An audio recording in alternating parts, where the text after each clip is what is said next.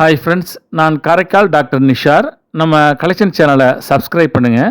அப்போ தான் நம்ம அடுத்தடுத்த வீடியோ போடுறது கொஞ்சம் இன்ட்ரெஸ்டிங்காக இருக்கும். ஃப்ரெண்ட்ஸுக்கு ஷேர் பண்ணுங்கள், லைக் பண்ணுங்கள். இப்போ நம்ம பார்க்குறது நமது இந்திய அரசாங்கம் கருப்பு நிற 10 ரூபாய் நோட்டை வந்து வெளியாகிட்டு இருக்காங்க. இது வந்து இந்த கரன்சியோட பின்பக்கம் பார்த்தீங்கன்னாக்கா கடலில் வந்து ஒரு போட் மிதக்கிற மாதிரி பதிவு பண்ணியிருக்காங்க. அதனால் இது வந்து போட் நோட்டு என்றும் சொல்லப்படுகிறது. இந்த நோட்டு வந்து 1985 முதல் 1997 வரை இந்த 10 ரூபாய் நோட்டை வந்து நமது அரசாங்கம் வந்து புழக்கத்தில் விட்டுருக்காங்க.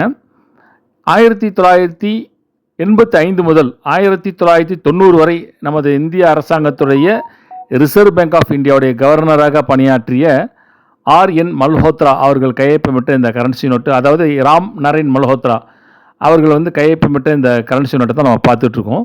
இந்த கரன்சியில் வந்து வலது பக்கம் பார்த்தீங்கன்னாக்கா அசோக சின்னமும், மத்தியில் வந்து 10 ரூபாய் என்றும், மேலே வந்து ரிசர்வ் பேங்க் ஆஃப் இந்தியா என்று பதிவு செஞ்சுருக்காங்க. கரன்சியில் பின்பக்கம் பார்த்தீங்கன்னாக்கா நம்ம ஏற்கனவே சொன்ன மாதிரி வந்து போட்டை வந்து அதில் வந்து இருக்கிற மாதிரி பதிவு பண்ணியிருக்காங்க. ஒரு இன்ட்ரெஸ்டிங்கான நோட்டு இது.